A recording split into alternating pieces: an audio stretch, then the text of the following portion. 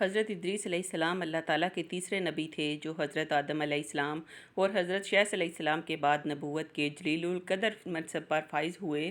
مورخین کے مطابق آپ کی ولادت بابل یا مصر کے ایک شہر میں ہوئی۔ آپ کا اصل نام احنوح تھا، جبکہ قرآن کریم اور احادیث مبارکہ میں آپ کو ادریس کے نام سے پکارا گیا ہے۔ روایات کے مطابق حضرت ادریس نے نہ صرف دنیا میں لوگوں کو سب سے پہلے لکھنے پڑھنے اور تعلیم حاصل کرنے کا درس دیا، بلکہ اپنی زندگی کا بیشتر حصہ اسی درس و تدریس میں صرف کیا۔ چنانچہ لوگ آپ کو ادریس یعنی درس دینے والا کہہ کر پکارنے لگے۔ آپ کا حضرت شیث کی 5ویں پشت سے تعلق تھا۔ حضرت شیث کا انتقال ہوا تو کچھ عرصے بعد ان کے پیروکار بہت محدود تعداد میں رہ گئے۔ قابیل کی اولاد نے کفر و شرک اور بدکاری اور بے حیائی کا بازار گرم کر رکھا تھا۔ زناکاری اور شراب نوشی عام تھی۔ پاکیزہ رشتوں کی پہچان ناپید ہو چکی تھی۔ بتوں کی پوجا اور آگ کی پرستش ہو رہی تھی۔ گویا دنیا پر شیطان اور اس کے حواریوں کا راج تھا۔ حضرت آدم اور حضرت شیث کی قائم کردہ شرعی حدود اور احکامات الہی کو پامال کیا جا رہا تھا، اور یہی وہ وقت تھا کہ جب اللہ تعالیٰ نے اس بگڑی قوم میں ایک نبی مبعوث کرنے کا فیصلہ کیا اور اس عظیم منصب کے لیے حضرت شیث کی نسل سے حضرت ادریس کا انتخاب فرمایا۔ حضرت ادریس میں وہ تمام خوبیاں موجود تھیں جو اللہ کے نبی میں ہونی چاہیے۔ آپ حضرت آدم کے دین کے پیروکار، نہایت عبادت گزار، متقی، پرہیزگار اور انتہائی سچے انسان تھے۔ نبوت کے منصب پر فائز ہوتے ہی آپ نے اپنی قوم کے بھٹکے ہوئے لوگوں میں وعظ اور تبلیغ کا کام شروع کر دیا، لیکن راہ ہدایت کا یہ درس اور نیکی کی باتیں ان لوگوں کو بہت ناگوار گزرتیں، چنانچہ وہ آپ کے دشمن ہو گئے۔ آپ اور آپ کے پیروکاروں کو طرح طرح سے اذیتیں دینے لگے، یہاں تک کہ آپ نے ان کی ایذا رسانیوں سے تنگ آ کر بابل سے ہجرت کا ارادہ کر لیا اور اپنے پیروکاروں کو اپنے اس فیصلے سے مطلع فرمایا۔ چونکہ بابل دریائے فرات اور دریائے دجلہ کے کنارے ایک سرسبز اور شاداب علاقہ تھا، لہٰذا لوگوں کے لیے اس علاقے سے ہجرت کرنا خاصا مشکل فیصلہ تھا، اور انہوں نے اس حوالے سے تحفظات کا اظہار بھی کیا۔ لیکن پھر حضرت ادریس کے سمجھانے پر وہ لوگ آپ کے ساتھ ہجرت پر تیار ہو گئے۔ حضرت ادریس اور ان کے پیروکاروں نے بابل سے مصر کا رخ کیا اور دریائے نیل کے کنارے آباد ہو گئے، جو بابل سے بھی زیادہ سرسبز اور شاداب علاقہ تھا۔ حضرت ادریس نے یہاں کے لوگوں میں درس و تبلیغ کے کام کو جاری رکھا۔ آپ اس وقت لوگوں میں رائج تمام زبانوں سے واقف تھے اور عوام کو انہی کی زبان میں درس دیتے تھے۔ آپ کا قرآن مجید میں 2 مرتبہ ذکر آیا ہے۔ قرآن پاک کی معروف اور مستند تفسیر معرف القرآن کے مطابق حضرت ادریس علیہ السلام حضرت نوح علیہ السلام سے 1000 سال پہلے پیدا ہوئے۔ اللہ تعالیٰ نے آپ کو نبوت کے مرتبے پر سرفراز فرمایا اور آپ پر 30 صحیفے نازل فرمائے۔ حضرت ادریس وہ پہلے انسان ہیں جنہیں علم نجوم اور حساب بطور معجزہ عطا کیے گئے، نیز سب سے پہلے انہوں نے ہی قلم سے لکھنا اور کپڑا سینا ایجاد کیا۔ ان سے پہلے لوگ عموماً جانوروں کی کھال لباس کے طور پر استعمال کیا کرتے تھے۔ پھر یہ کہ سب سے پہلے ناپ تول کے طریقے بھی آپ نے ہی متعارف کروائے، اور اسلحہ بھی آپ کی ایجاد ہے۔ آپ نے اسلحہ تیار کر کے بنو قبیل سے جہاد کیا۔ علامہ ابن اسحاق کا کہنا ہے کہ دنیا کا سب سے پہلا شخص جس نے قلم سے لکھا حضرت ادریس ہیں۔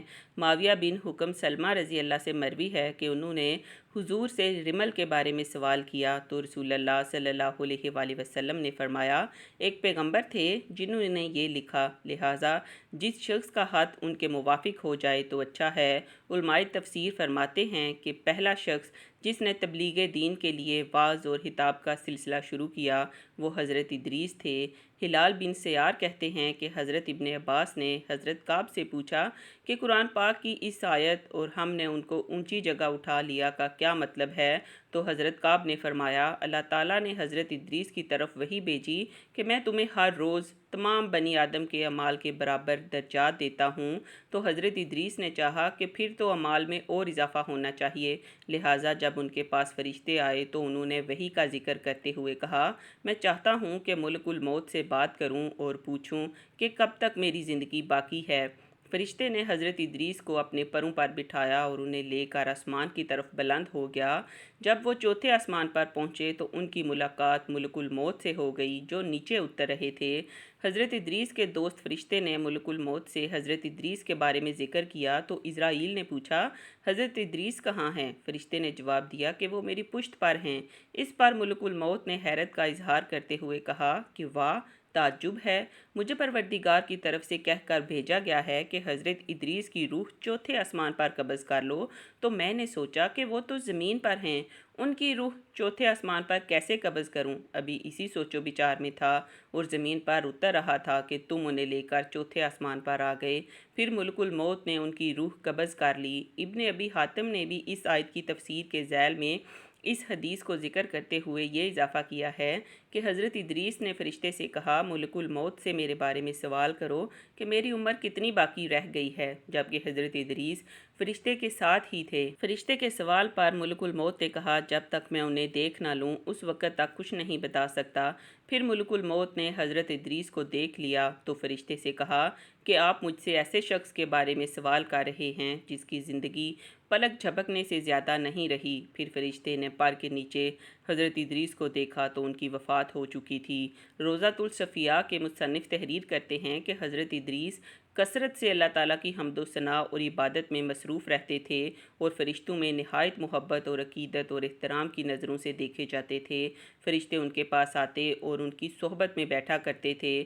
چنانچہ ایک مرتبہ حضرت اسرائیل بھی اللہ تعالیٰ سے اجازت لے کر اور انسانی شکل میں بہت دیر تک ان کی صحبت میں حاضر رہے۔ حضرت ادریس کو جب معلوم ہوا کہ یہ کوئی انسان نہیں بلکہ حضرت اسرائیل ہیں اور روح قبض کرنے کی خدمت پر مامور ہیں، تو آپ نے ان سے فرمایا کہ میرا دل چاہتا ہے کہ تم مجھے موت کا ذائقہ چکھاؤ۔